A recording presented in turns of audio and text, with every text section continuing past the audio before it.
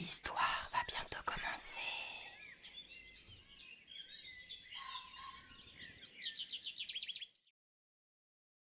Le géant de Zeralda par Tommy Ungerer.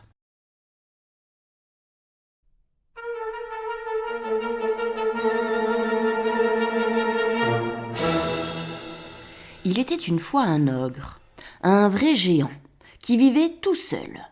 Comme la plupart des ogres, il avait des dents pointues, une barbe piquante, un nez énorme et un grand couteau. Il était toujours de mauvaise humeur et avait toujours faim. Ce qu'il aimait le plus au monde, c'était de manger des petits-enfants à son petit déjeuner. Chaque jour, l'ogre venait en ville et attrapait quelques enfants. Les parents, effrayés, creusaient pour leurs petits des abris secrets. Ils cachaient garçonnets et fillettes dans des coffres et des tonneaux, dans des caves sombres et des souterrains. Les écoles étaient vides et les maîtres étaient au chômage. Au dehors, à l'air libre, on ne voyait plus un seul enfant. L'ogre devait se contenter pour toute nourriture de bouillie d'avoine, de choux tièdes et de pommes de terre froides. Il devenait de plus en plus grincheux, bougonnait et grognait tout seul en disant « J'ai tellement faim ce matin que je ferai bien un festin en mangeant 5 ou 6 gamins.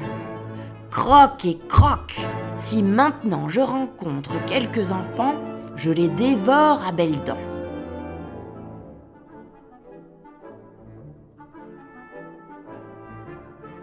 Dans une vallée éloignée, une clairière s'ouvrait au milieu des bois. Là, vivait un cultivateur avec sa fille unique, Zeralda. Il n'avait jamais entendu parler de l'ogre. Zeralda aimait beaucoup faire la cuisine. À l'âge de 6 ans, elle savait déjà faire friture et rôti, bouillie et farce, ragoût et grillade. Une fois par an, le cultivateur allait à la ville pour y vendre des pommes de terre, du blé, de la viande et du poisson. La veille du jour du marché, dans l'après-midi, il appela sa fille près de lui et lui dit « Oh, Zeralda, ma chère enfant, je me sens bien bas. Je peux plus bouger aucun membre et tout tourne autour de mes yeux. J'ai dû manger trop de pommes de terre au four à midi. Jamais je ne pourrai aller demain au marché. Il faudra que tu y ailles toute seule à ma place. » Le lendemain, au petit jour, Zeralda attela le mulet, chargea la charrette et se mit en route avec la bénédiction de son père. Ce matin-là, l'ogre rôdait dans la région, plus affamé que jamais. Un souffle de la brise matinale lui apporta l'odeur de la petite Zeralda. Caché derrière quelques rochers bordant le chemin, l'ogre attendait la fillette, prêt à se jeter sur elle. « Ah, voilà enfin mon petit déjeuner !» marmonna-t-il.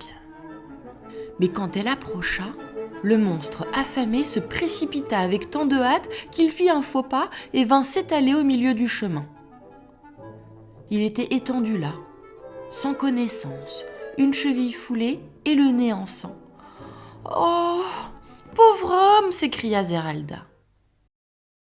Elle courut chercher un seau d'eau à un ruisseau voisin et lava le visage du géant blessé. Petite fille, oh, ma tête, j'ai tellement faim !» disait l'ogre en gémissant.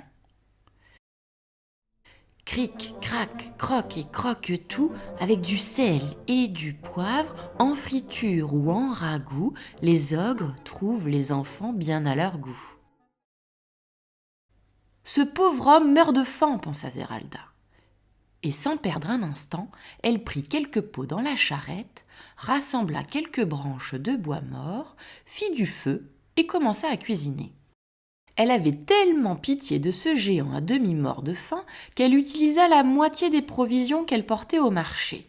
Et bientôt, elle lui présenta un potage de cresson à la crème, des truites fumées au capre, des escargots au beurre et à l'ail, des poulets rôtis et un cochon de lait. L'ogre avait retrouvé ses esprits et était de plus en plus intéressé par Zeralda. Le goût de tous ces plats était pour lui quelque chose de tout nouveau. Il était tellement enchanté de ce festin qu'il ne pensait même plus à se régaler de son plat favori, les petits-enfants. Jamais il n'avait fait un aussi bon repas. « Très chère petite fille, dit-il, j'ai un château avec des caves pleines d'or. Je te donnerai une fortune si tu veux venir chez moi et me faire la cuisine. » Zeralda réfléchit quelques instants, puis elle accepta. Elle aida l'ogre à s'installer dans la charrette et se dirigea vers le château. Son père, qu'elle avait fait prévenir, vint bientôt l'y rejoindre et fut chargé d'acheter dans tout le pays les meilleurs produits. Zeralda s'installa dans l'immense cuisine du château où elle n'arrêtait pas de cuisiner. Elle essayait de nouveaux plats, composait les menus les plus extraordinaires et remplissait de ses nouvelles recettes des livres et des livres de cuisine.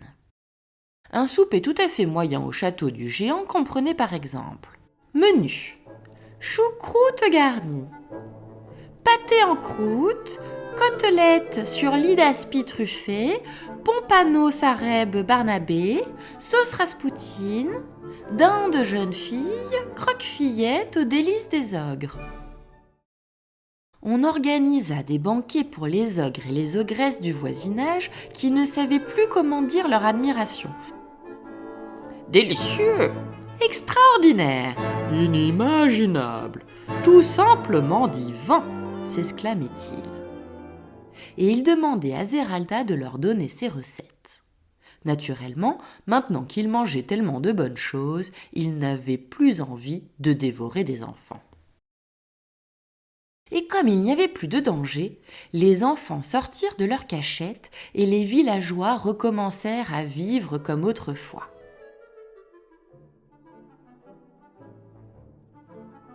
Puis les années passèrent.